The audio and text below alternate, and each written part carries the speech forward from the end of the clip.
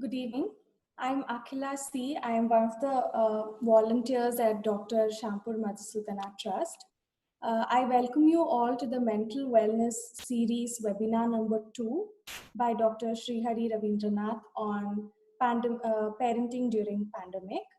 I request all of you to hang on for a few minutes while we wait for all the other participants to join in.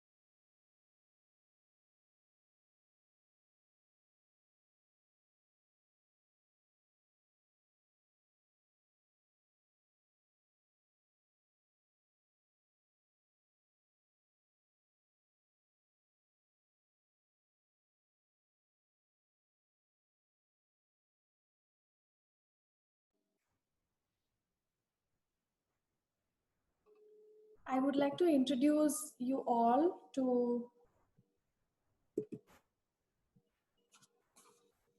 Dr. Shampur Madhusudana Trust. This is named after Dr. Shampur Madhusudana, who was a neurovirologist and served for a very long time at Nimhans, Bangalore. The vision of our trust is to create a rabies-free society and to develop sustainable solutions for mental wellness of the society, but children in particular. So our activities are also based on our vision and mission.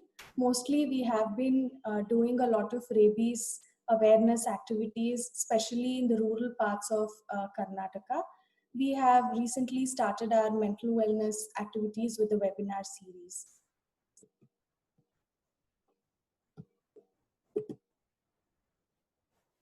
This is a small introduction about Dr. Shampur Madhusudana. Um, He was a neurovirologist, as I've already told you, who served for a few decades as a professor and also as a doctor. He has specialized in the area of rabies prevention.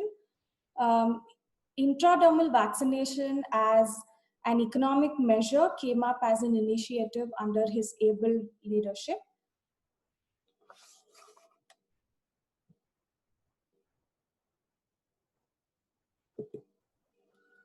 With this, I would welcome you all to today's session by Dr. Sreehari Ravindranath on parenting during pandemic. Um,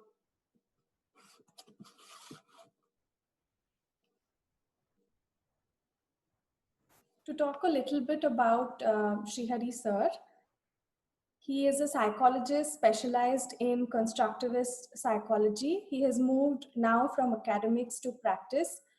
Formerly, he has served as assistant professor at TIS, Tata Institute of Social Sciences, and also at Christ University. He's a consultant for culturally informed psychological assessment rubrics and authentic assessments. He is an accidental edtech entrepreneur who developed a few AI-based products for making learning fun for kids. He's an expert in technology for personalized learning and STEM education. He's a passionate researcher and educator with a mission to reimagine education in India. He's specialized in pedagogies of social and emotional learning and well-being and education in emergencies, epistemology of education. He's a tech career specialist who loves to talk about personalized career transition plans to anyone. His area of interest includes mid-career transition, job change, and career growth. He's currently a researcher keen on policy change and advocacy, focusing on evidence-based reform in education. I would like to extend a warm welcome to Sreehari sir on behalf of Dr. Shampur Madhusudana Trust. Sir, I welcome you. Thank you. So over to you. I will give you access so that you can start sharing.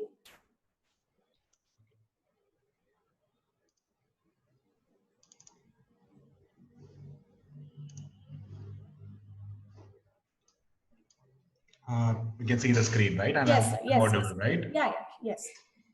Okay, yeah, yeah. Thank you, Akila. It's a privilege because I taught Akila in Christ University, and apparently, like she haven't attended any of my lecture. I was her mentor, so Yes. this is the first time she's also hearing from my side. And That's right. yeah, thank you for giving an opportunity. Basically, like what I'm trying to do basically is like some of my experience witnessing the kids or my clinical practices with parent coming up with a lot of issues, concerns of children and things like that. So I'm trying to figure out some of my thoughts. I'm just putting across into different ideas in terms of what is some of the effects, or what's going to happen, like when a lockdown is being continued, and some things that we are actually observing in our kids, and we actually need some validation. We are trying to do that as we will co-explore some of that opportunities. And I was also concerned something which I was seeing in my clinical practices, like what some of the problems and concerns that I'm actually handling, and I'm trying to figure out some ways how, like how parenting can be done, or how some slight changes in our thought process or in our daily routine can actually help our kids to or actually uh, um, cope up with the pandemic or the crisis which is actually happening right now. Feel free to ask me. Like I also wondered, because it's a kind of online. Everything moved into online, so we have a very small set of participants. So I really wanted to address, like, assuming that everybody joined this webinar with an intention, like back in your mind there are some confusions or clarifications you really require. Feel free to actually test that one, so I can actually address that as well. And I will also make sure, like I really wanted to make this interactive, because in an online platform we really can't see the participants. So just really need your support in terms of making it as an interactive one. When we talk about pandemic, I was just thinking about my own life, like what's happening in with me and my wife. So on your right side, it is basically me, like who is actually trying to be safe, sitting at the corner of the house and working from home. And my wife, who is working in the bank, who actually interact with a lot of people, and her app shows, like she's low risk of infections, or she's into risk of infection. There are people who is being near, like who's tested positive, who's been interacting with her. So when in March, when lockdown happened, we all started sharing the idea that yes, I hear at least in Bangalore or in Karnataka some cases, and then after a few months, it's very clear that it is there into my locality, and then people started sharing in the meetings, like it is there in my building, and now it's in my floor. So this is how, like the COVID is very much near to us, and there are many worries about it, and our life have actually, like as we all call it as new normal, many things have actually changed in us. uh, just a check-in, I really wanted to know, like if some of the participants can actually put across in the chat, like or what's one thing that you don't want to change post COVID. And I purposely put across in this way because if I say, like what you really wanted to change after, like we do have an answer, but what is something? Can you reflect? I'll pause here for a 50 seconds. Just wanted to know, like one thing that you don't want to change post COVID. I really would like to hear some responses.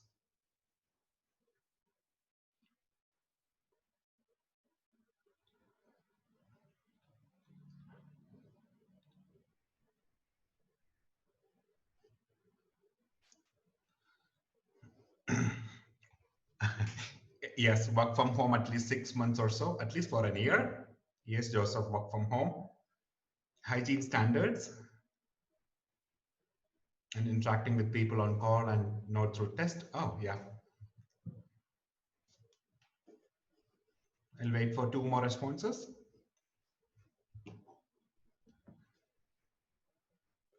Yes, again, work from home. Commute, yes. Only day shift, yeah. So this was actually, I saw this as one of the tweet message, which is actually going on for quite some time. So the question was, what's the one thing that you don't want to change post-COVID? And the answer was basically on marriage restricted to 50 people. So like, that's something we spend a lot on. So like, if you have the same option of marriage being hosted with a limited number of people is something that's been retweeted a lot. Yes, Maheshri, healthy lifestyle, true. Restrictions in inviting people for wedding, yes, true, yeah. Final gets back to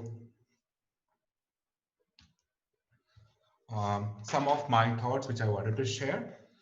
Uh, so I am also working from home, and many of us are actually start to work from home and things like that. So what we see these days, like when there is an online conference, the kid is going around. So every time, most of the parents say like all day the kid is actually at home.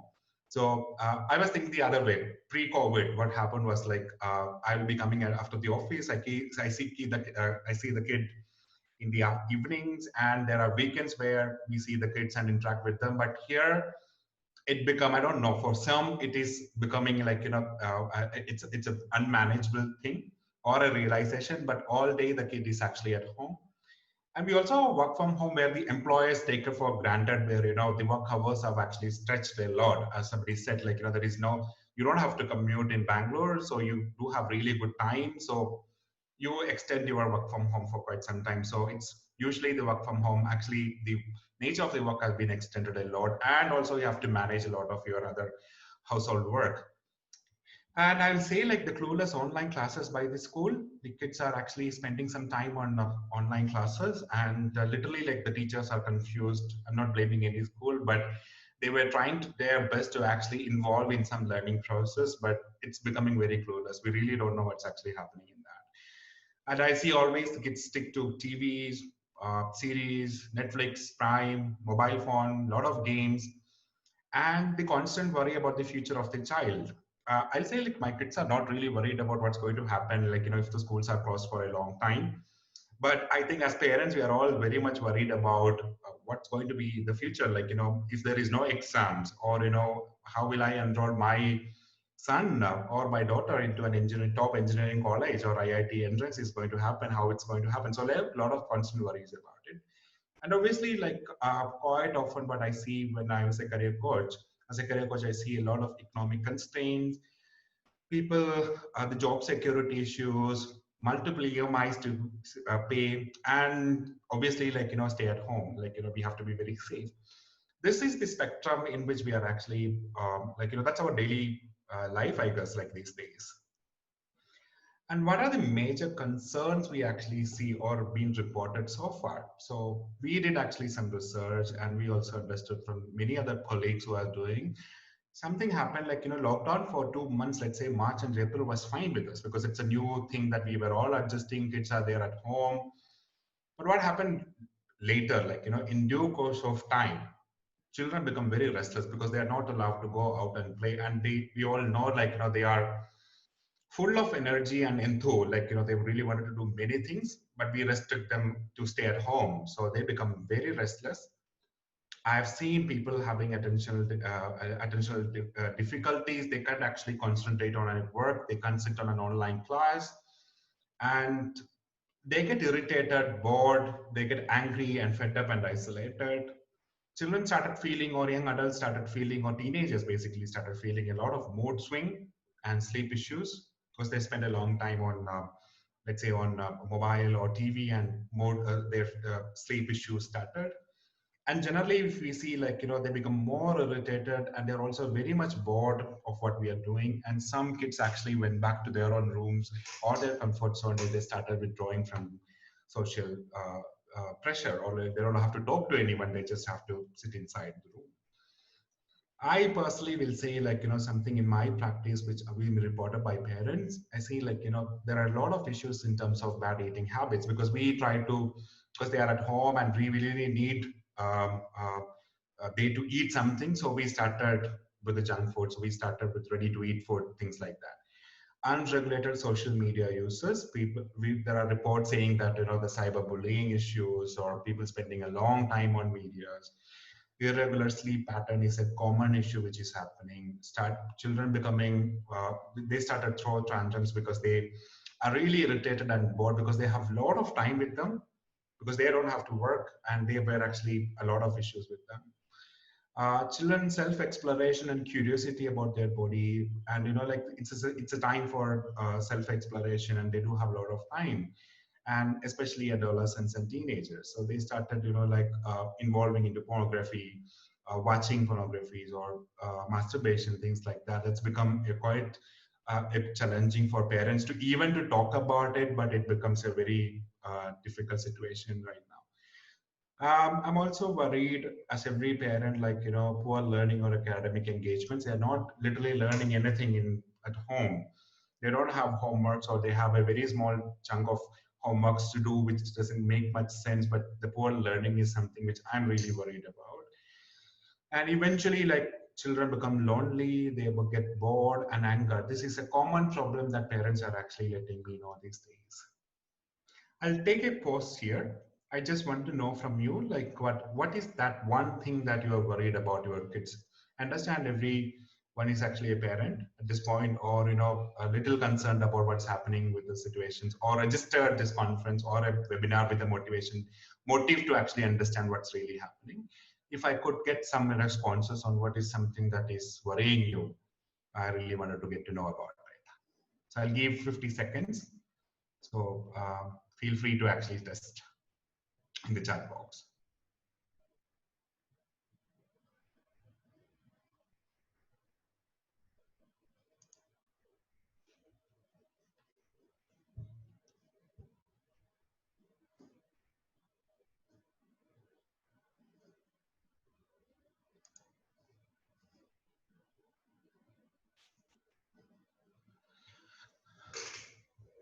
Too much of screen time, yes, Shobha. No physical activity among kids, yes. Single child tantrums, yes, that's a very big issue at this point.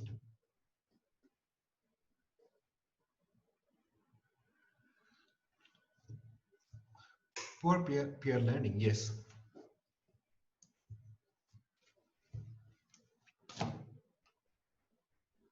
Screen time again, yes. Not able to go to school and meet friends, because we really have to stay at home, and they're not really interacting with parents. Not interacting, no interaction with parents. Too much of screen time, lack of concentration, yes. People are becoming so, like, kids become so irritated, and it's very difficult for them to actually concentrate. Way too much for everything online. That's true, actually.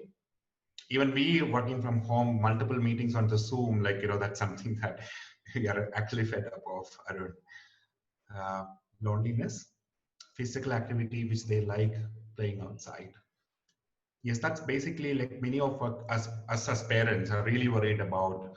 Our kids are not able to go outside and play, because we understand, apart from the academics, or this is also a physical engagement that they really have to go through. That's a big concern these days. Yes, thank you so much. Yeah, nothing more here.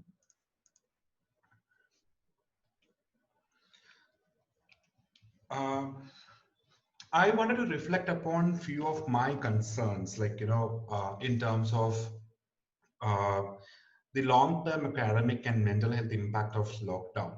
So we were not familiar with such things, like, our lockdowns or something in terms of school disclosure were very, it was not that big enough. Like, it was short spans, like, when we had earthquake happen, or some of the gas, like, any other natural hazards happen. Like, it was all very temporarily, which was, we never had a very long school closure, or something that we all adjusted a lot in terms of, moving back to a new normal. One of the longer academic and mental health concern when I talk about, from my experience, I'll say one is, like, children reaching the, what happens if the lockdown is extended for quite some time. One thing that we all really wanted to change is, like, we wanted to go back and the work from home option to be at home, and we just, it's a big advantage for us. But when learning is not happening, the learning gap happens, and as a parent, I'm really worried about the grades in terms of, like, not in terms of mark, like, the reading capacity, the math what they do, because most of the things that actually happens in the classroom to do with mathematics, science, and things like that. The academic performance or academic indicators or knowledge that they actually get from schools, that's not really happening in our online classes. And that's not something that we are really worried about it, but we really don't know how to address that one. That's something as a big concern, which I was also thinking. I've seen teachers coming back and saying, like, if they're not continuing their academic activities in their house for quite some time, they what they learn, they will not be able to grasp it later. So a lot of issues around learning gap is something that we are seeing in terms of a long-term lockdown, which is going to impact. Second, I think, like, as participants were saying, social interaction is very important in terms of the development. And what happens when you are constrained into a small space, let's say, like, in one room for quite some time? Later, there are reports which suggest, or research evidence is saying that the children will actually have a very poor social skills in terms of interacting with the people or proactively communicating their concerns. So it is because we are all social animals who are actually connected with a lot of people. So poor social skills is something that is it's a major concern that we really have to understand. We also talk in terms of the arrested development because of the pandemic, and like, these kids are actually living in a space where every media talks about how risky it is going to be, or the anxiety around pandemic which is going to create. That's why, like, many health organizations, including WHO and UNESCO, started saying limit TV in terms of television, in terms of information which is being circulated, because they were actually, all these kids are actually living in the space of anxiety, global pandemic, people, family members, as we talking about our fear, and that will actually create a lot of developmental concerns. And the duration of loneliness may be more important, because the intensity of loneliness can create future risk. That's something I'm really concerned about, because when you are actually going back to a room or coming into a small space, and there is nobody much to talk to, or there is no much interactions happening, the risk of developing psychological issues or psychosocial issues in terms of depression, anxiety, not able to take up failures, all this actually happens in due course of time. And another major concern which I feel is, like, how safe space and brave space. That's something which is very interesting to know, like, because many of our kids are actually very active on a safe space. Let's say, like, sitting at the home and actually interacting online, virtual calls are happening, or they interact everything on a safe space.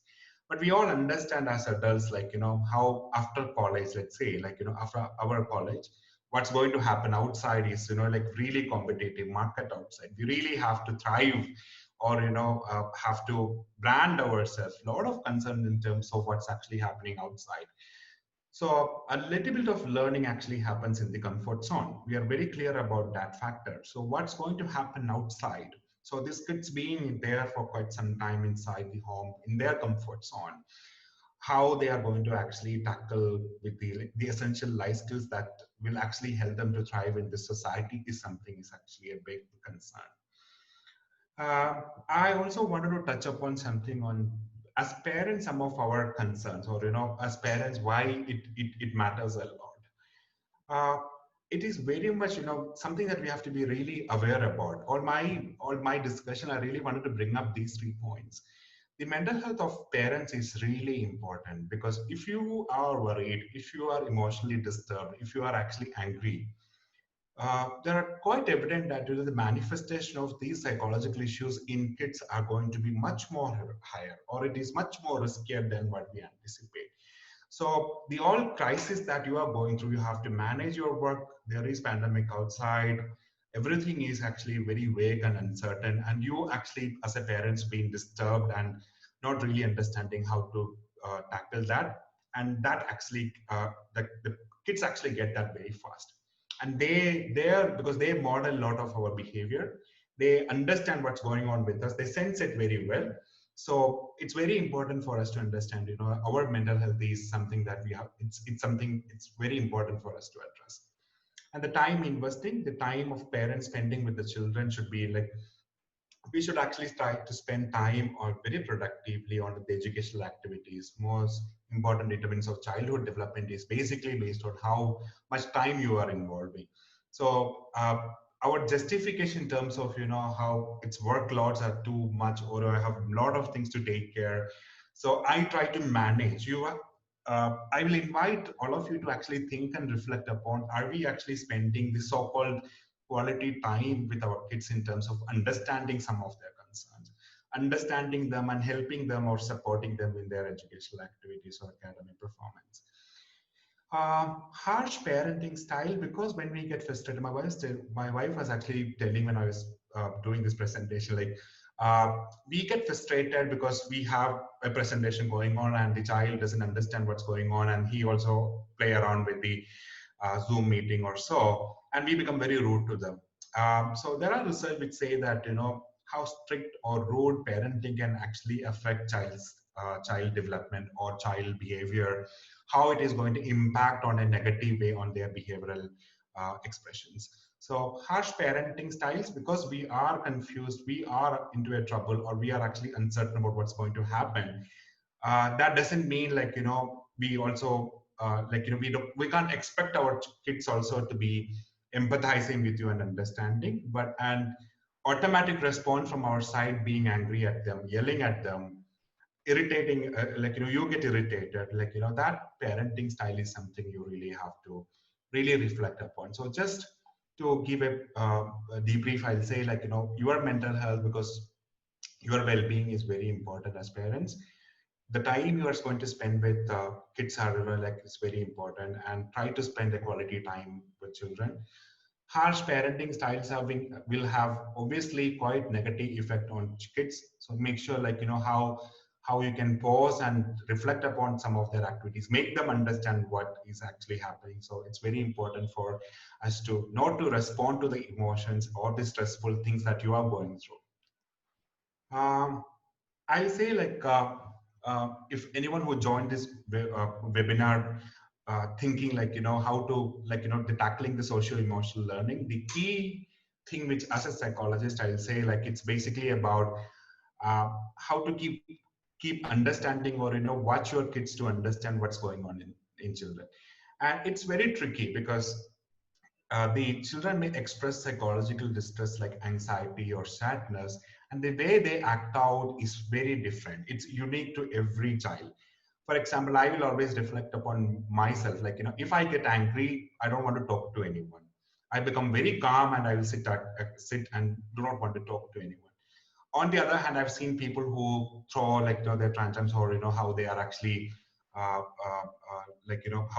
destructive they become. So understand your child, and some of these silent expressions are something that you have to really keep up and understand or fetch that one. All emotions are valid emotions, so the way they are reacting. So quite often parents will actually tell us why they are responding like that. I will also invite to think there is a reason or there is a motivation behind every child's emotional expressions, the way they express their anger, frustration, irritability, or boredom. There is something that you have to be really watch and try to do an intervention. Talk to them so that they will understand what's going on. Irregular schedules and routines is really a matter of concerns. It's very important to actually I'll say the an important thing that the schools were playing is basically it helps in discipline, or having a structure in life, because this the skill set of being having a regular schedule and routine is basically that help eventually in determination or persistence, or taking risk and moving ahead. So these skill set are something that is part of. So when you wake up at any point of time, or you don't have any routine, they wake up at 11 o'clock, 12 o'clock is their breakfast, and they spend time on watching TV. They may attend one online class. So these irregular schedule and routines is really a matter of concern that really have to rethink and make some changes. I can see a question. I'll take one question at this point. as parents and teachers, I'm not giving time to my child, and really I'm becoming a harsh parent. How I can control myself? How can I balance myself? It's I'll say um, quite often, because back in our mind there are many things running across and we spontaneously try to react to it. So uh, I always say one of the practical way to actually tackle this is don't react at that point, rather intentionally making sure I'll wait for a minute and then respond. It actually worked a lot in terms of, because the way we respond based on our emotions is quite different if we actually react after a minute or so. So make a conscious decision that quite, and Mansoor, I can actually relate that one, because quite often parents have the guilt after they respond in a negative way or being a rude parent, and they feel I shouldn't have done that one. So it's always good to actually I'll say to think for a while and then consider that. So, or make sure uh, make sure you are not going to respond at that point, rather we'll take that into a conversation with the child, and make them understand what's going on, things like that. Coming to my the something I really wanted to end the presentation with, while main while we are all happy with, and I will not say this is actually happening with us, or all our kids are actually facing many of these concerns, but eventually if this is also a invitation for us to reflect, so that back in your mind at some point of time you can really understand if something is wrong with our kids, or or there is an intervention required. Some of the takeaways, I'll say how as a parent we can make small changes. I always say these are all strategies at this point because of the pandemic, or because of the issue which is right now happening, because the moment we have a vaccine, we will go back to the other normal that we were all having before. So I'll say few things that as parents we can actually make some changes in our routine, or make some adjustment in our daily life, which can actually make a lot of changes. One is the major issue with the children throwing tantrums or not really understanding what's going on is because they have a lot of time with them. They do have extra time with them. So I'll say if there is a question coming up on what should I do when my kid is glued to a gadget, like they are always on mobile phone or a game. This is all because they do have a lot of extra time. So how we can actually fill that extra time that they have constructively, something that each parent really should think about. And say developing a hobby, or helping, asking them to help in your household activities. I've seen parents started doing this because of the economic crisis, also a big realization for them. They started thinking in terms of involving kids also part of their weekly budgets, or taking stock of what's there in your refrigerator. So, or building a small hobby in terms of, because there are many online videos which allow you to actually explore creativity. So, indulging in some of the hobbies and parenting will actually help a lot. And something that we were doing before, basically the family dinner, or a all family members sitting and watching a movie, which was something that we may be doing before even COVID hit us. So make sure rather than giving them an idea everything have changed, there is something uncertain which is happening across, rather what some of the normal activities we were doing, if you could actually do that or continue that, which gives a lot of reassurance to kids. So when they also understand, okay, this is something which is momentary or temporary, they actually understand. That's validated for them, and that actually help them also to adjust, because kids are very good in adjusting to things. Make your routine collaborative. The moment when I'm not trying to say that we should have a strict timetable that you're going to wake up at 6 o'clock, you're going to have your dinner, lunch at 12 o'clock, you're going to spend some time on exactly at 3 to 4 is time you can actually watch. It's something that you should start doing collaboratively with the kids and change it over time, so they also feel it it is not being imposed to them, rather it's something that they have co-created. uh, I'll always say setting time for meal and bedtime is something as a routine. This routine will help a lot in terms of the problems of sleeplessness or irregular sleep patterns, which is going to affect a lot in terms of even in the health. uh, that's something that you really have to making a routine about it. uh, Inviting, like we can't go for a party or we can't actually celebrate anything, we can't go and meet our relatives. So when I was thinking, one of the long term concern which I'm anticipating is the poor social skills. Encourage them to talk to relatives or to their friends over phone or through FaceTime and things like that, so they are interacting outside what's actually happening in one roof, rather like they have opportunity to talk to people. uh, I will say, like, if you are a parent like me who is very much worried about the future of the child, I'll say, like, invest time on career planning. Like, did we ever explore with our kids on, what is something that they are interested to do? Or is there some subject they are finding it difficult, or there are some subjects they are actually interested in? Various career options, moving beyond medical and engineering field, there are many options which are available. So exploring that, in like, I'll always invite parents to actually take this opportunity or this time to basically think about how kids career can be talked about or thought about. It's also a process, not something that as a parent ambition, rather like something which I've also trying to understand from the kid actually. And of course, like, as everybody say, one of the major challenge everyone is facing is the lack of physical activities. And I'll say the kids are with full of energy and they really have to channelize that. Have some activities, like, if you all feel like, as a family wanted to do some warm up or some exercise or walking around the building or something physical activities, if you could actually incorporate. I've seen many parents started like, aerobics or yoga or some stretching, which is something that they have incorporated into their everyday life.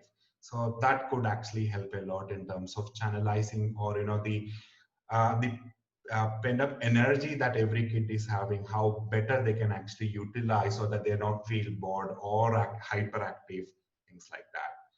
With that, that's some of my thoughts, which is going through, or I wanted to share. I take this opportunity at this point to actually take up some of your concerns and try to address that. If you could talk, I'm not really sure, Akila, like if they can unmute and talk, or they can actually share it on their chat. I can actually give you some of my thoughts about it.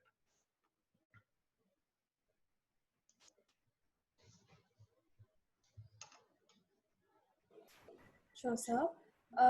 So, dear participants, if you're comfortable putting across your questions on the chat box or the Q&A window, you could do that. If you wish to talk to sir in, personally, then we can also unmute you. Please choose whichever you're comfortable with.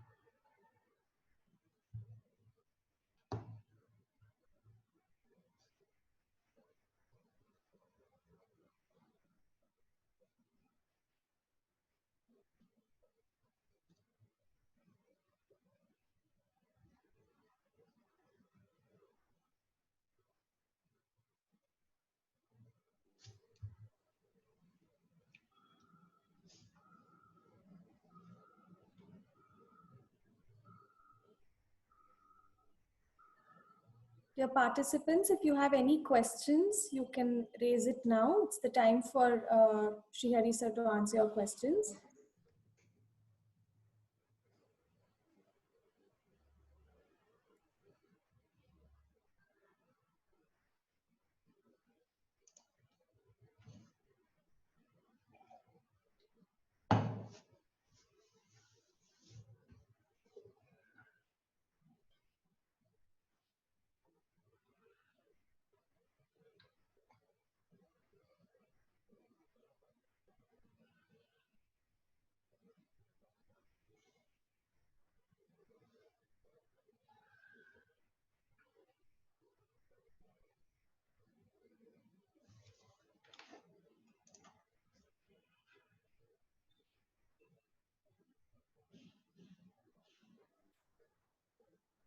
So there's a question: how to handle a 9-year-old and a teenager? I think there are two kids at home to complete their written work on their own.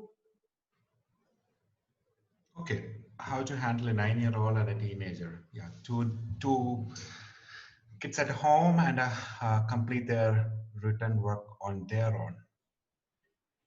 Well, Independency mostly. yeah. So I'll say, like, something which I learned from my experience is that multitasking two people at the same time is not going to work. So multitasking at any point of time is not really uh, uh, going to help us out. So we may have to have separate times for them.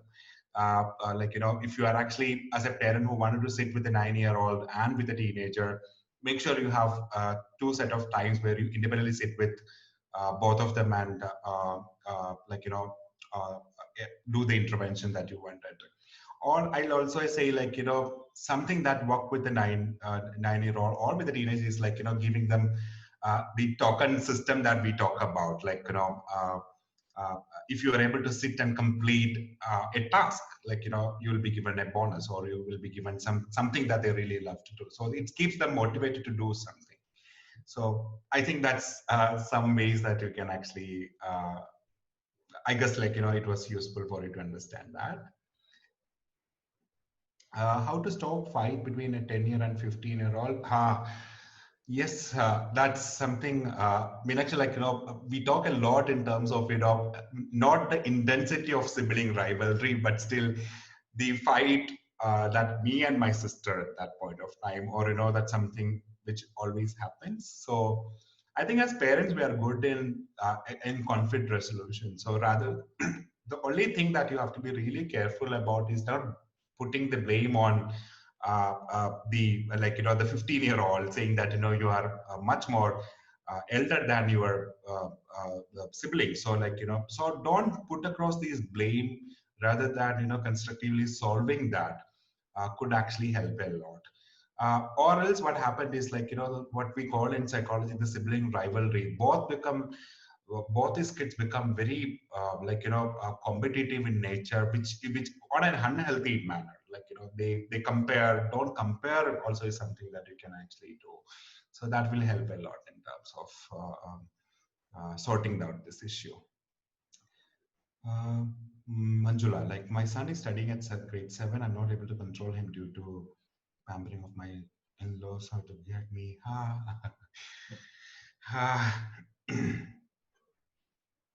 Very difficult to actually answer that. I'll say, like, I understand, like, you want, like, the your son will basically become hostile there. So, like, you have your in-laws who is actually trying to protect, and you trying to be the worst mother actually.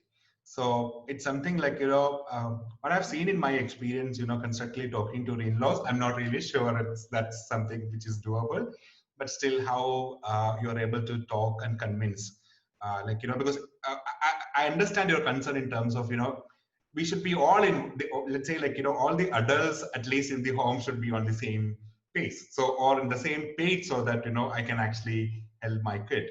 So devise some strategies, Manjula, around it. So, like, as adults, at least, like, we are all one thought about, how to actually help your kid, or, control him, because you find that something very important to do. uh, um, could actually help you. So there are a few questions in the chat box. One is, how do we parents bring in a routine in our children at home and balance it with our work from home? I think this applies to all the parents. So we can take this as a collective question and address it. Yeah. I'll say, like, so I'm not trying to, like, as every parent, I'll always have a word of conscience, like, it's not about how bringing a very strict discipline around, routines. Rather, as we being work, like, we are all working professionals, so we know, like, how much is our time you are going to spend, or, let's say, like, for me, it starts from 9 o'clock or 10 o'clock. So we know how much of time we are going to invest on the work. and then try to create, or gradually involve in creating a schedule. Let's say, keep a time for the morning routines, or when they have to wake up. They can't just wake up at any point of time, because it's a kind of holiday for everyone. So make sure simple routines in terms of a bedtime. So at 9 o'clock you are going to sleep, or at around 6 or 7 you're going to wake up. So, or there is a specific time for where as a parent you're going to sit with them and help them in their academic work. We may not have many constructive ideas around how teaching is happening at this point online, but as a parent it's very important that there are many resources available. So just make sure how you take some of the activities which are there in the curriculum, or in what they have to learn, not specifically from their curriculum. Also, I'll say, like, something they have to learn, or a foreign language, I'll say, or something they have to, where you can also involve in helping them out. Or the handwriting, many parents say, like, this is a good time where I was helping my child to actually improve their handwriting, so I give them a lot of writing assignments, giving a journal to actually write. So this could actually, so my point is, like, basically giving us introduce a routine very gradually, not on one day, everything has to be set out. So a time for sleep, a time to wake up, a time for studying, a time for watching TV, or time for going out, or like having some physical activities gradually and collaboratively doing, it actually help a lot. Veena, like, when the corona will go, I'll ask. Okay, yeah, yeah. So something very interestingly, that all the all the organization which is working across, let's say UNESCO, or WHO, World Health Organizations, all the health organizations started saying that uh, rather than giving a quick fix solution or an answer, make sure give them right information about it. We tend to have a tendency to skip, because we don't have to give them a lot of justification, because kids will be coming up with another 120 questions. So giving them accurate information is very important. So when the vaccine is going to come, and so that this will be actually ending, relating some of the other crises that happened across even before the pandemic that we are having, giving them real information, how important that like why people are talking a lot in terms of you have to be like uh, sit at home, you can't go outside. So honest information, taking time and giving them the accurate information is something that can be done at this point. Uh, Rajkumari, like, I'm a teacher and sometimes I'm very strict, but my husband is not strict. At times it becomes difficult to handle because they take advantage. So how do you live it? That something happens with everyone. Like my parents, I'll say, like, my mom was very strict, and my father, like, I, whenever there is an issue, my father will be there. I'm very confident that my father will be there with in my side. So that, and children, like, I don't blame them, but they understand that pulse very well. They understand where to go and manipulate things. So I'll always say, like, the same question that Manjula were asking, like, that quite often that discussions are not really happening. So it's really good to talk to your husband or anyone around in your family, and make sure, like, why we are actually doing it. Or if I also reflect upon the fact, Rajkumari, like, make sure, like, when you say strict, like, is it something that I'm very harsh about, or I really wanted something genuinely from my kids? So making sure both of, so the when we have parenting workshop, we always say, like, both parents taking up the same role, like, one can't be taking an upper hand and one become very passive. Rather, both the parents actively have to involve with the parenting process. So that power, I'll say, like, when there is a power difference, like, the mother being strict and the father being very passive, or doesn't care much about it, is really going to be a difficult situation to handle. So I'll always say, like, how better you can actually have a conversation around it, and making sure all your family members or caregivers of the child is actually on one page. So there's another question, which is about a mother who's worried about her child having to attend too many online classes, the school classes and the tuitions online, and then a music class. I think this is the case with a lot of children. All classes online, too many virtual classes. So I think it's a worry about their screen time, and also a worry about the effectiveness of the classes. So what's your response on that, sir? I know, there are few aspects to it. One, as a parent, I'll say, if my child is engaging in too many activities, he won't actually, bother me, at least in my work. So I can actually peacefully sit and do my work, and they are engaged in something. Uh, Rather than that, I'll always say, is it necessary? I was asking my sister the other day, is it necessary that you have to, your kid have to actually go through a music class at this point? And we are pretty sure, things are going to we are 100% sure, this is not going to last for a long time. There is somewhere, we are coming back to a normal life. Is it necessary that, too much of extracurricular activities, thinking that, they should be engaged in some activities? Rather, like as a parent, do I have some time to spend with them in terms of, I'll say, something I see one of the parent was talking about, both of them started learning a foreign language. So there are many, you don't have to pay, the YouTube is available where there are many ways you can actually, or there are apps available in your phone where you can actually learn new things. So should we think about, it's about, how reflecting upon whether it is a necessity at this point or it's very essential at this point, rather is that something that you can wait? So based on that, if you could actually readjust rather than sitting, because, and also about the fact that what I have seen personally is that none of these classes become very very interactive, or learning matters, how good the learning is actually happening is something very questionable. So I encourage, or invite parents to basically think about, as a parent, how I can actually involve in some of the extracurricular activities, rather than asking them to sit on an online class and learn guitar, or learn something online.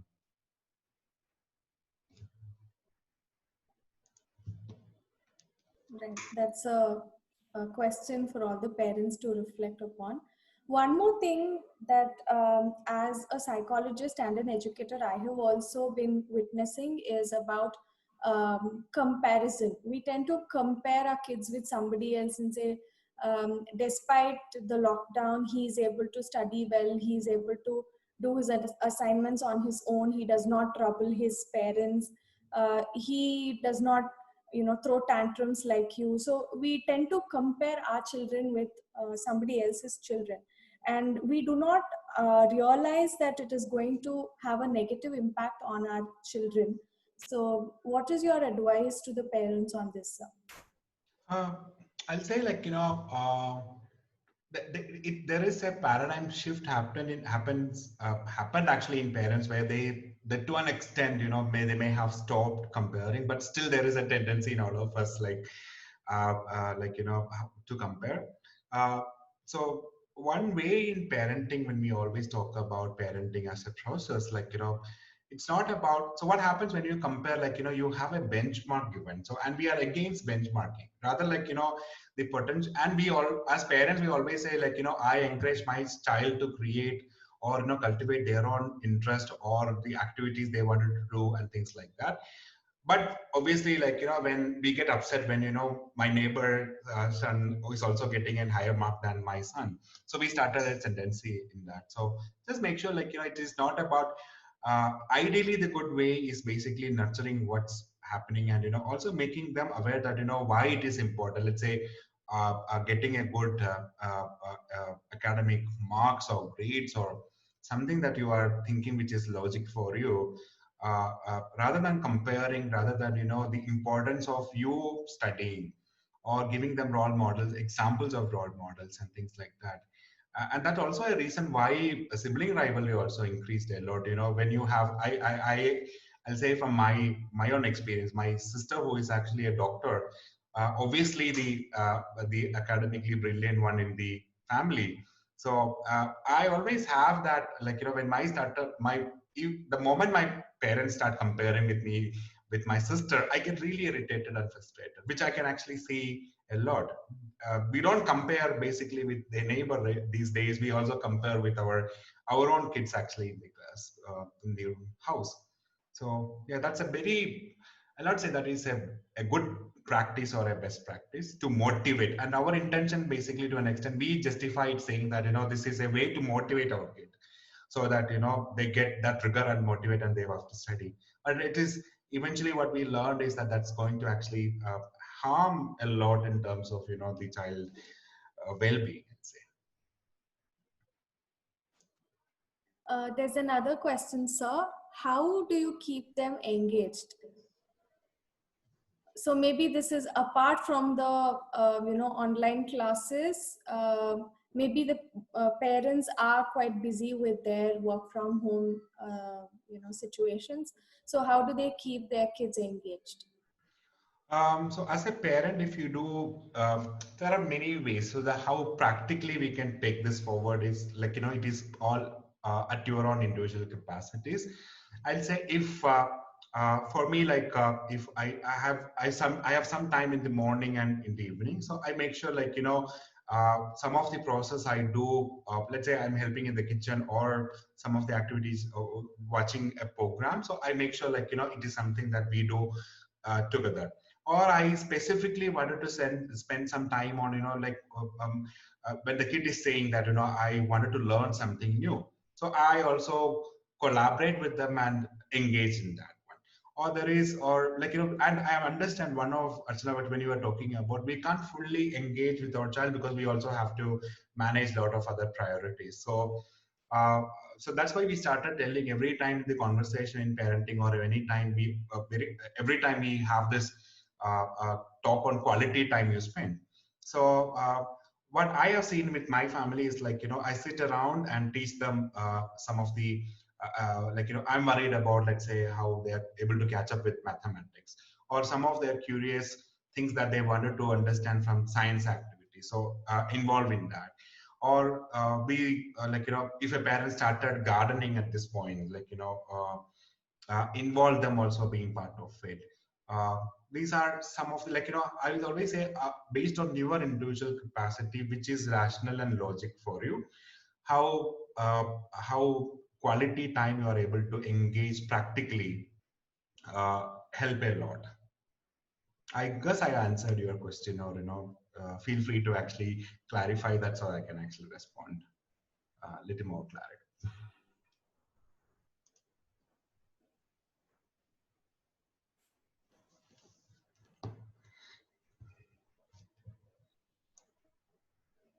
I don't think there are any more questions.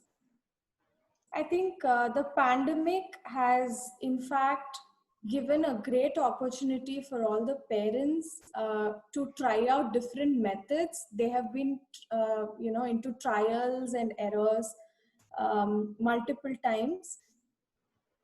Yeah, you have answered the question, says Archana ma'am. Okay, thank you, Archana. So yes, we did not know how precious parenting was if not for the pandemic. So the lockdown period has brought out the best in us, I think.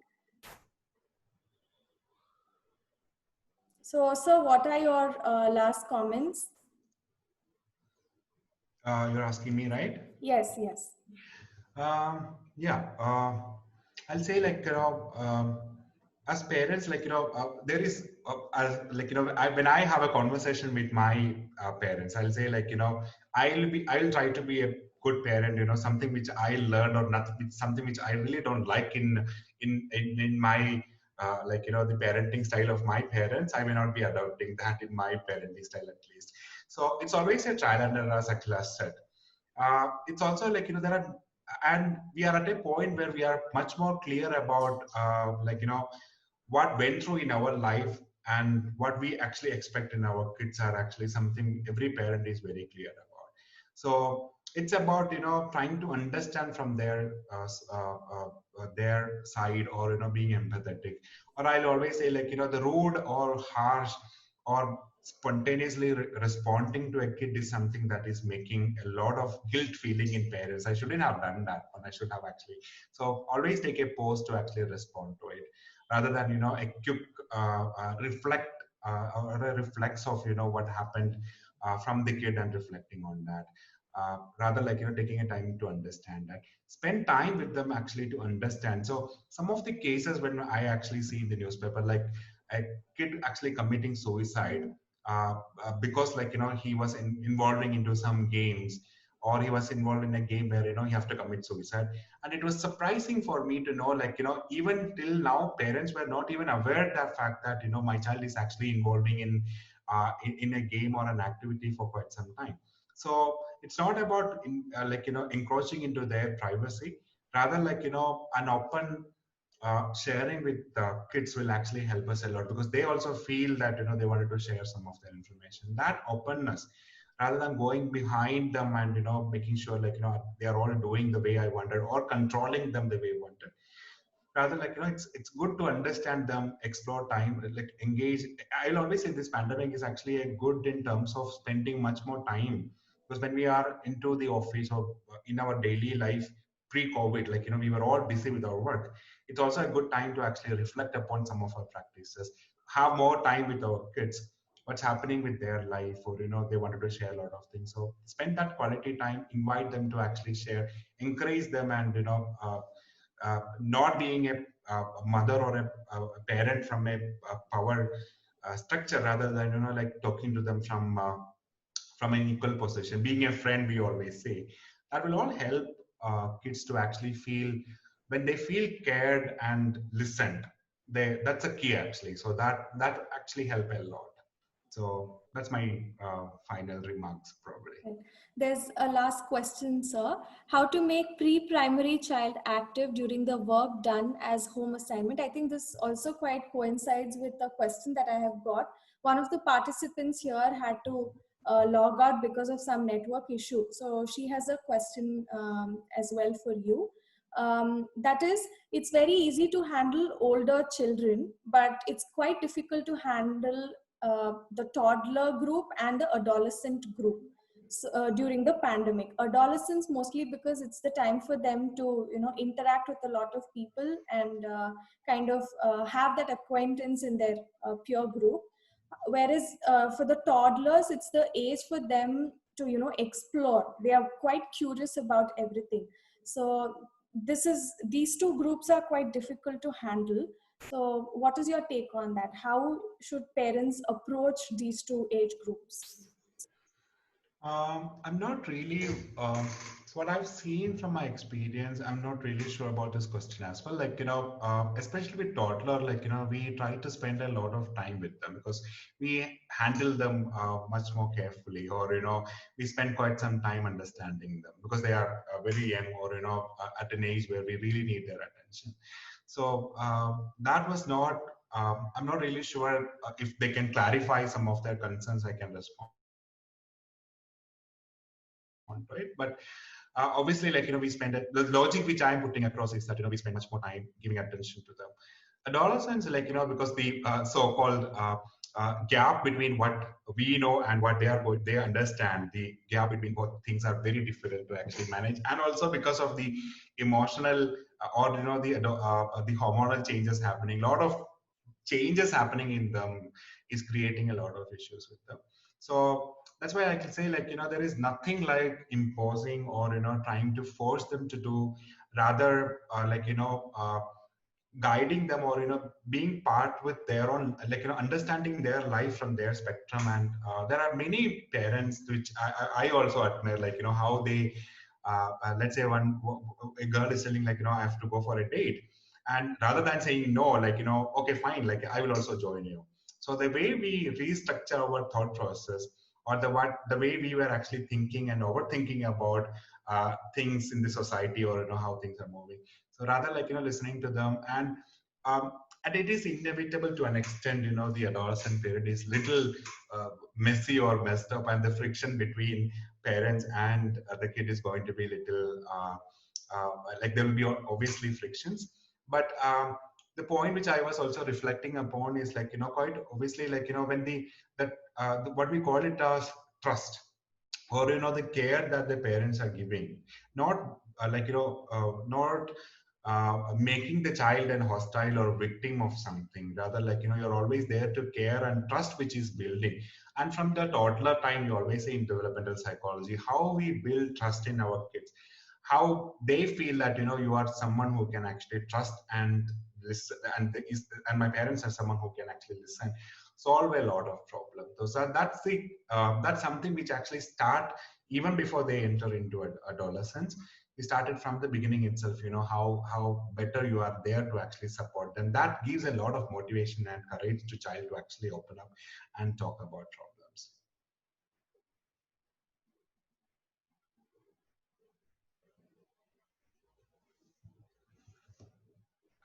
Anything else, Akila?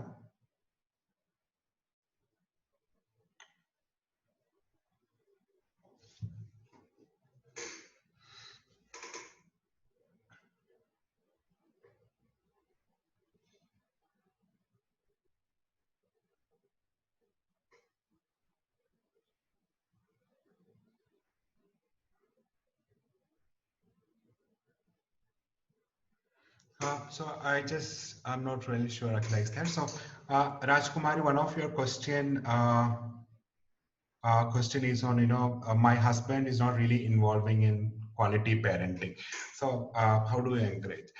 Uh, I'll say, like, it is very, I'll say how openly you can able to discuss, like, making him understand, or, your partner understand that we are not doing it at, we are not trying to do something, or, as a parent or as a practice is not to harm our child, or, it is something to help a child to actually develop some skills or something that we wanted to really talk about. So I'll always say one strategy is like, asking your the partner to take control of the child, where you totally withdraw from the situation, where he will understand, how difficult things are. So these are some of the practice we actually do in counseling sessions, where, the role change, role reversal, what we do, understanding different perspective. I also understand one of the trouble that everyone will go through is like, it's very difficult to talk about such things, like to a partner, and, make them understand the way we want it.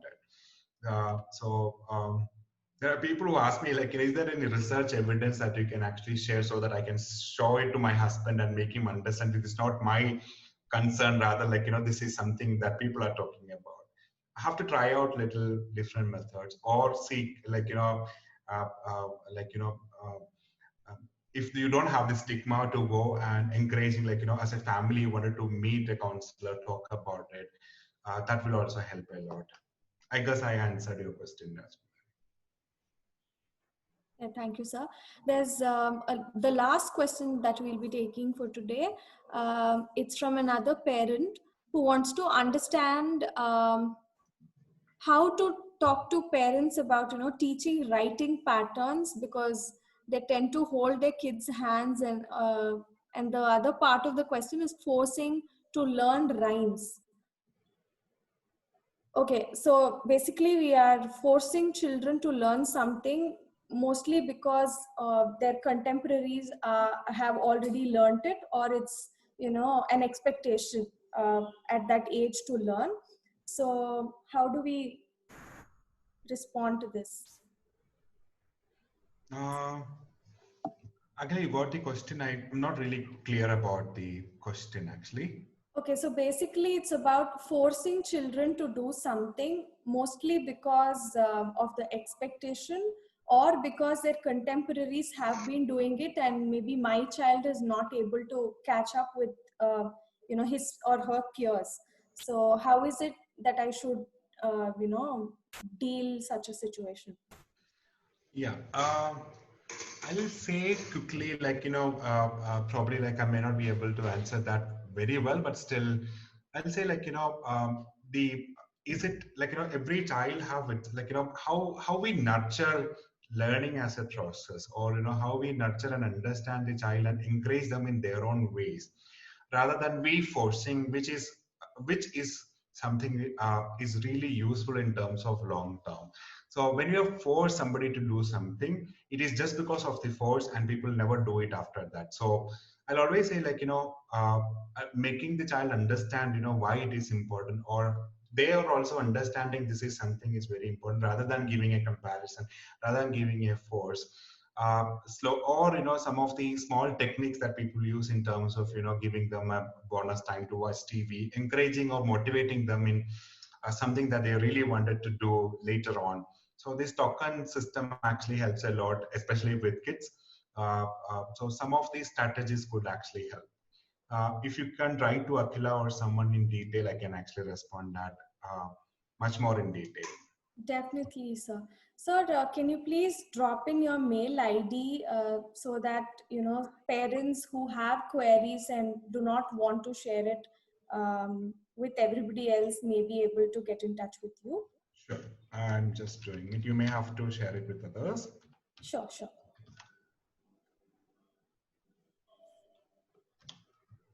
Yeah.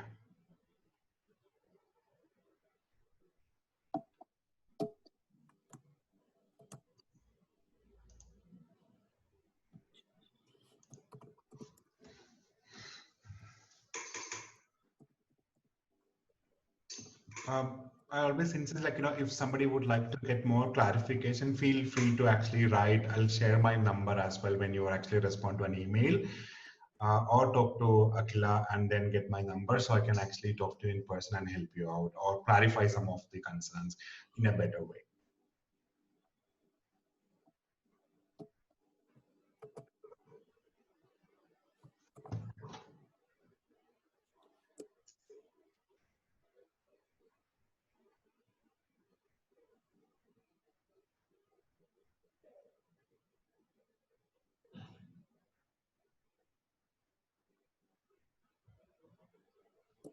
Right. Thank you so much, Sreehari sir, for your valuable time and all the inputs you give us. I think the parents are quite clear about how they should be dealing with children from now on. So I think from what I could catch from this presentation, it's all about being there with them, spending quality time with them, and trying to empathize with them, because children may not be quite efficient to understand how the situation is outside. So to talk to them and not to hide anything from them is the key to sailing through this process. And I'm sure it's going to be back to the normal very soon. So yeah, thank you so much, sir. I would like to extend my gratitude on behalf of Dr. Shampur Madhusudana Trust to you for taking your time off a very busy schedule. I am very sure how busy you are. Thank you so much for your time. So dear participants, here is a small glimpse at what Dr. Shampur Madhusudana Trust has been doing apart from the rabies awareness campaigns and mental wellness webinar series. We have also been helping, the underprivileged with providing ration kits. We have done this in the past 2 months. This is one of our trust members, Girja Madhusudan ma'am, who's wife of late Dr. Shampur Madhusudan. She has recently received an award for the Women in Social Awareness for all the service that she has been doing through this trust. Congratulations to you, ma'am. We have more to go. Dear participants, I would also like to bring to the notice of all of you that there's a bite prevention and rabies elimination awareness program by Shri DC Prakash, who's a convener and member of the board and consultant urban transport. This is also a free Zoom webinar, which is happening on the 1st of August 2020 at 11 a.m. Please register to this event and also let others know that this event is going to take place. If you wish to get more updates about the webinars that we will be having in the future, and also about all the activities that Dr. Shampur Madhusudana Trust engages in, you could join this WhatsApp group. I will also share this link on the chat box.